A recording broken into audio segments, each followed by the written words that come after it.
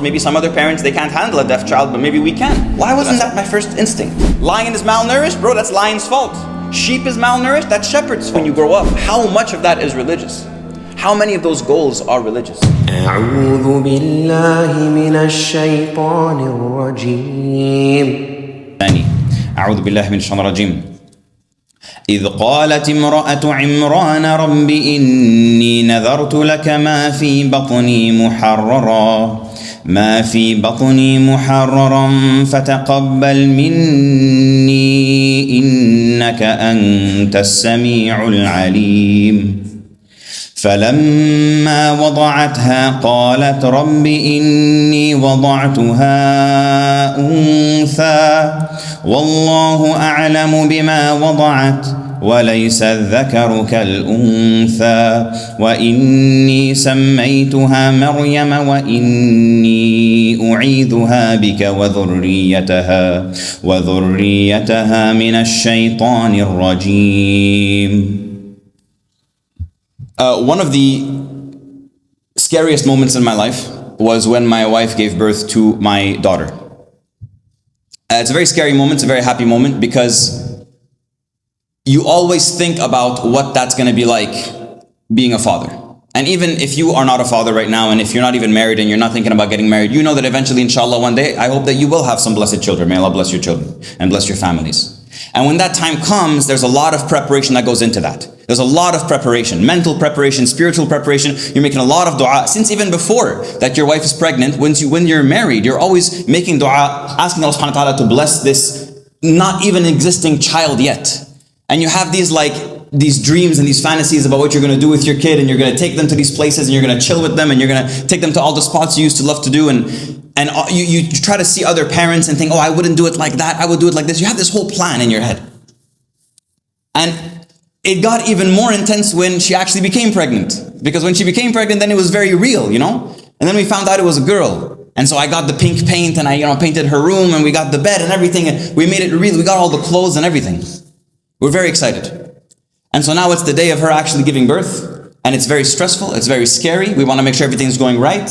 And I was about to miss Salat al-Maghrib. So I asked the doctor, I said, how much is longer? Because I got to go pray. Do I go and come back? She's like, no, the baby's almost out. I'm like, I have 10 minutes. She's like, okay, we only need 2. It was very stressful. Finally, the baby comes out. I'm like, I have 6 minutes left for Maghrib. So I just leave. I say, she's good. She goes, yeah. I go to the corner. I pray Salat al-Maghrib. And then I can hear in the background, the doctor is talking to my baby, my daughter. And she says to her, je pense que ton père est en train de te présenter à Dieu. I'm like, all right, maybe that's what she wants to think. So then I finish my salah, and I come and I do a tahniq, where I chew a date, and I had prepared like a box of dates for this moment, because you're preparing all of it, right? So I chew a date, and I take some date out of my mouth, and I put it in the mouth of my daughter as soon as she was born. And the doctor's like, what are you doing? I'm like, oh, it's part of our religion that our Prophet, peace be upon him, he did this, that he would rub some date paste in the mouth of the baby. And some people might think, oh, what are they going to think? They're going to think I'm weird. Maybe I shouldn't share this, just be shy and tell them, oh, it's some weird thing. Bro, I just told her, subhanAllah, what happened?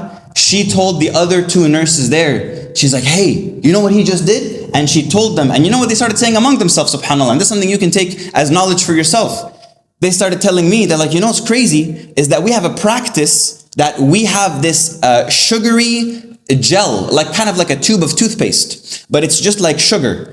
And we put it in the mouth of babies when they're born, if the parents request it, because it helps neurological development. They told me this in the delivery room while my daughter was born. So subhanAllah, I said, yeah, well, this is what our Prophet said. So, repeat after me, ashhadu. I didn't get to that part.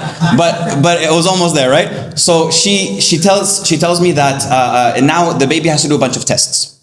And so now the extreme high, it's like a roller coaster, right? You're super stressed and you're super happy, and now we're stressed again. Because the nurse says, we're going to take your baby and we're going to do a bunch of tests. And this is when we find out, is her hearing good? Is her sight good? Is she going to have some kind of intellectual deficiencies? All of these tests. They can do all of these within 10 minutes. They have all these tests and they can predict according to them, It's in the hands of Allah, but they think they can predict. It's very scary. And all the tests were going well until they did the auditory test. And this is when it became a bit scary, because they told us, basically, they said, we did the auditory test and your daughter's not responding, which means probably your daughter is deaf. And you're going to have to get some resources. Here's a flyer. They gave me the flyer for the parents of deaf children. There's like a specific flyer for that. And had all the information, a bunch of different schools to learn sign language, and a release form at the bottom that I had to sign. And it was very shocking. It's like all happening very quickly, and it wasn't in the plan, but you plan and Allah plans, and Allah is the best of planners. So, you trust in Allah's plan. And I remember my wife was like, half dead on the delivery table. May Allah bless her and reward all the mothers who go through this process for us. And and she gets this news and she's like, breaking down, and I'm very sad. I'm trying to be strong for my wife. And so I say, if Allah tests us with this, it's because Allah knows we can handle it. Allah doesn't test more than you can bear. So if we have this test, it's because Allah knows maybe some other parents, they can't handle a deaf child, but maybe we can. So that's why she's with us. Very scary moment. So then she says, you have to sign this form, because if anything happens with these tests, we can't be held liable. So I say, okay. So I signed the form. And then finally, the doctor comes and she does these extra tests. He's like very invasive. They start like cleaning out her ear and doing some tests. And then finally, they do something, they snap some stuff, and then a machine, and then they're like, oh, she hears fine, she's good. She said, it was just some amniotic fluid in her ears. She's actually fine. There's nothing wrong with her. She's perfect, mashallah. Bro, I was so mad. Like, why would you do that? Like, you couldn't do this test 5 minutes ago? Like, amniotic fluid, that's not an uncommon thing, bro. Like, you're making me stress, and I'm looking up sign language schools, bro. Wallahi al-Azim, I looked up sign language schools. I'm like, I gotta learn sign language. Talk to my daughter. This happened in like 15 minutes, bro. The stress, bro, the roller coaster was gone. It came off their hinges, bro. It was in the Fleuve Saint Laurent, was gone, finished. No more roller coaster. I was so scared, and I was so happy, and I was so stressed. But you know what made me really upset after that? You know what really made me upset? I was very upset with myself. Wallahi, I was very upset with myself. Because the things I was thinking about for my daughter was, how's she gonna do in school? We're gonna have to put her in this special kind of school. How am I gonna talk to her? How am I gonna communicate with her? But never once, not once, did I think, how is she gonna hear the Quran? How is she gonna listen to a sermon? How is she gonna get her deen? I didn't think about that. And you might be like, oh, don't be so hard on yourself. No, bro. Why was the first thing I thought about her school and not Allah subhanahu wa ta'ala? Why wasn't that my first instinct? That should have been my first instinct, In the plan that I made for my daughter, in the plan we make for a child, what part does religion play in that plan? How seriously do we want to dedicate our childhood to Allah subhanahu wa ta'ala? When the mother of Maryam alayhi salam says to Allah subhanahu wa ta'ala, إِنِّي نَذَرْتُ لَكَ مَا فِي بَطْنِي مُحَرَّرًا فَتَقَبَّلْ مِنِّي إِنَّكَ أَنْتَ السَّمِيعُ الْعَلِيمُ. Her plan for her child is complete obedience to Allah subhanahu wa ta'ala. That's the plan for my kid. And when we're young, we think that we don't need to obey Allah subhanahu wa ta'ala. We don't need to be part of that life. We can focus on everything else. And it's partially because of our parents, because of the way they were brought up. And that's not their fault, bro. I'm not pointing fingers at them. I didn't say, why did my parents not? No, bro. Because our parents, for most of us, were either immigrants or were children of immigrants. So you guys know how it is. Our parents left something very difficult to come to a better life, right? So they go from something not so good to something better. So what's the mentality in our homes? You got to study hard. You got to work hard. We didn't come here for nothing. You're not going to waste our immigration on like being useless and not studying, right? That's the drill. You got to get good grades. You got to get a good job. You got to get good money. So this is drilled in our head. So this was the same thing for me. That's what I thought of for my daughter. Very comfortable telling a kid you got to wake up for school, but not you got to wake up for Fajr. And there's two extremes, right? There's the ones who are going to be aggressive and harm their children and actually make their children hate the religion. That's one extreme. And the other extreme is, I don't want him to hate the religion. You know what? If he wants to pray, he can pray. If he doesn't want to pray, it's between him and Allah. That makes no sense, bro. You don't do that with anything else in your kid's life. You don't say, bro, you know what, math, it's between him and math. If he doesn't want to do math, he doesn't have to do math. School, bro, I know he's 8 years old, but I don't want him to hate school. Grade 2, he can go if he wants. He can stay home and make cookies if he doesn't want. No, bro. You tell him you're going to school. Bro, food, I don't know, vegetables, he doesn't really like, he likes ice cream. You know what, I don't want him to hate vegetables. Maybe I'll just let him eat ice cream every day and he can have rotten teeth and go to bed when he wants. No, bro. You feed your kid properly. The Prophet ﷺ, what did he say? كُلُّكُمْ رَاعٍ وَكُلُّكُمْ مَسْئُولٌ عَنْ رَعِيَّتِهِ. You're all shepherds and you're all responsible for your flock. You know why he said shepherds? One of the wisdoms is because sheep need a shepherd. He didn't say you're all lion tamers, because the lion can go and get his own food. Lion is malnourished, bro, that's lion's fault. Sheep is malnourished, that's shepherd's fault. So you want to have good sheep, you got to be a good shepherd. There was a young guy in Brossard, back when I used to live in Brossard. He used to lead Salat al-Fajr every single day. 17, 18 years old. Put me to shame. You know, I thought I was something. I thought I was doing my hifz. This kid, 17, 18-year-old, he's leading Salat al-Fajr. But when's the last time you prayed Salat al-Fajr in the masjid? Think about, when's the last time I prayed Salat al-Fajr consistently, every single day? This guy doesn't miss a day. You know why he doesn't miss a day? Because his leading of Salat al-Fajr is his revision for his hifz. Because every time he prays Fajr, he recites 1 page in the first rak'ah and 1 page in the second rak'ah. So he does 2 pages for every Fajr salah he prays as the imam in the masjid. So by the end of the year, he's done his review of the whole Quran, right? So he doesn't miss a day.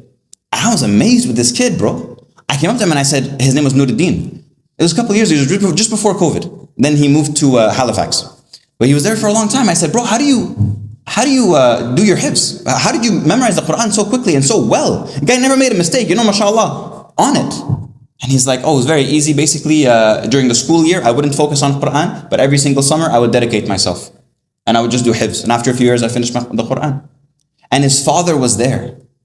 And I said, mashallah, you have a really, smart kid, mashallah, who learned the Quran, may Allah bless him. You know what the father said? He said we did it as a team.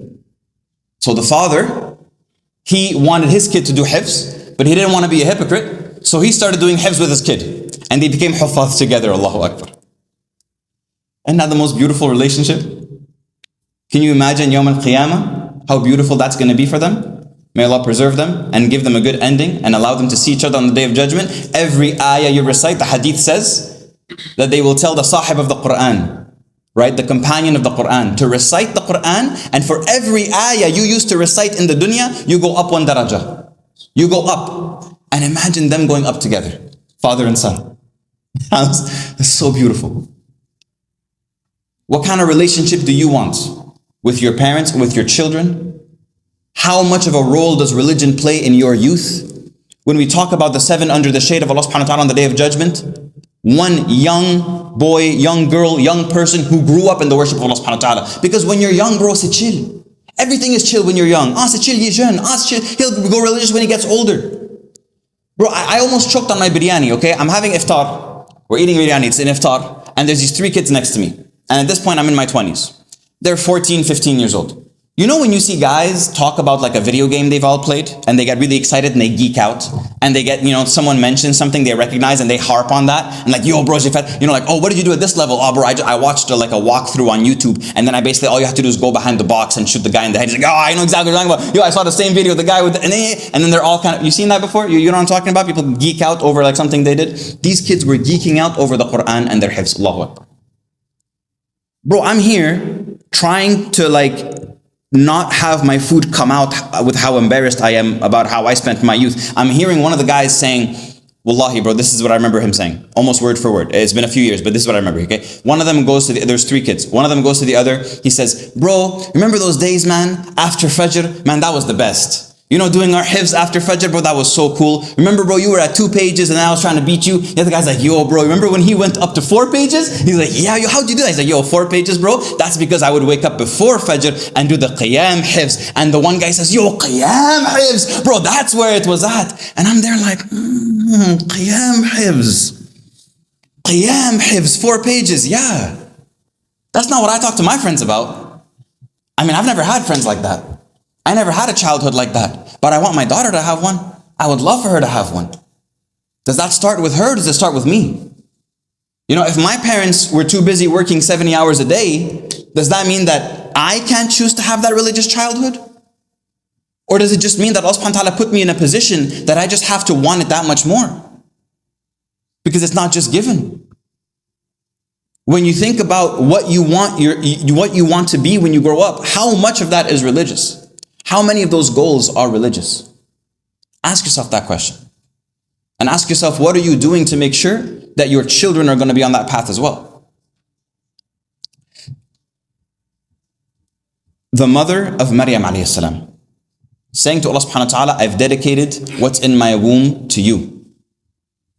And the following verse, وَإِنِّي أُعِيذُهَا بِكَ وَذُرِّيَّتَهَا مِنَ الشَّيْطَانِ الرَّجِيمِ.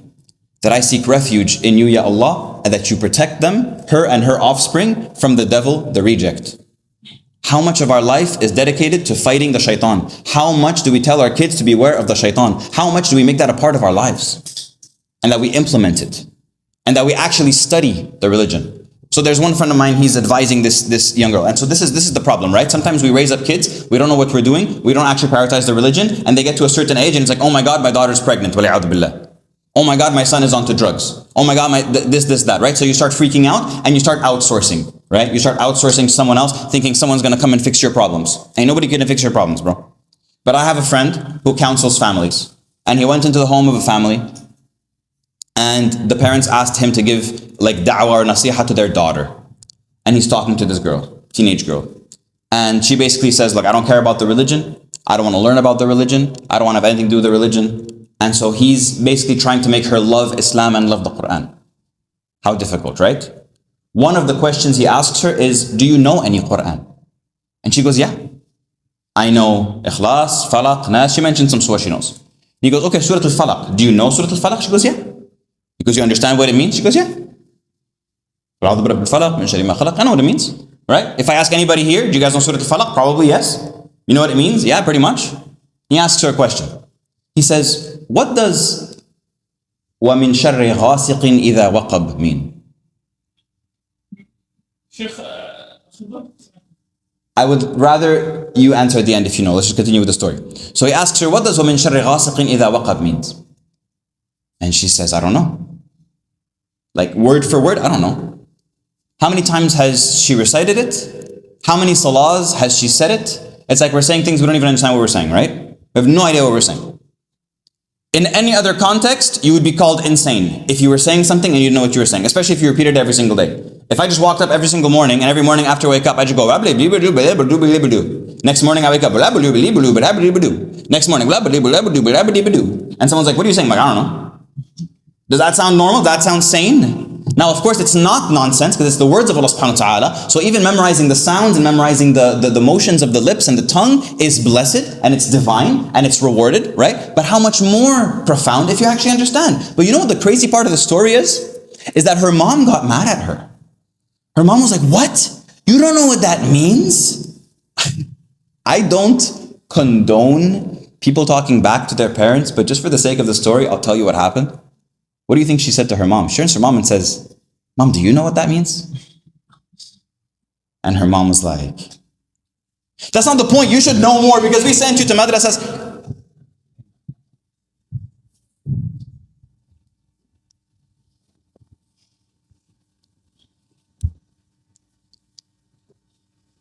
I know none of you are parents, or most of you aren't parents. A lot of you aren't parents. I'm not talking to a bunch of parents. There are some parents here, but that's not the target demographic. I get that. Two takeaways I'd like you to think about from the speech. One, what role does religion play in your childhood? And two, what role do you want religion to play in your children's childhood? Because that doesn't happen by accident, and you don't start thinking about that when you have a kid. No one says, I'm going to wait to have a kid and then get a job. No, bro, you make some money before you make a kid because you know that a kid needs a stable environment. You don't start to become religious when you have a kid. You need to be religious when you have a kid because your child needs a good spiritual environment.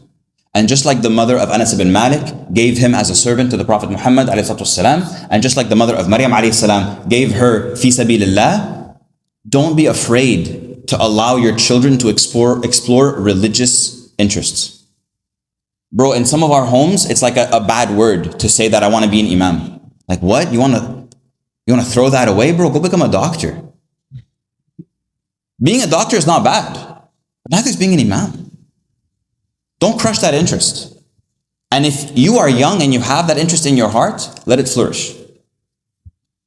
So that you can be blessed, and that inshallah when you have children, they can be blessed. The Prophet Muhammad ﷺ says in a beautiful hadith, and we'll end with this, there are three things that follow a person after they pass. What are the three things that follow a person after they pass? The first, something of knowledge that they taught somebody and that knowledge continues to benefit after their death. The second, you said it, Sadaqa jariyah, so some money you gave in charity or some work, something of sadaqah that you gave fi sabilillah that continues to benefit after you're gone. And the third, do you know it? Yes, I'll accept dua. It's the dua of a pious child who makes dua for you. So you got three things: knowledge you spread, sadaqah you spread, and a pious child making dua for you. The question you got to ask yourself: how pious is that kid going to be?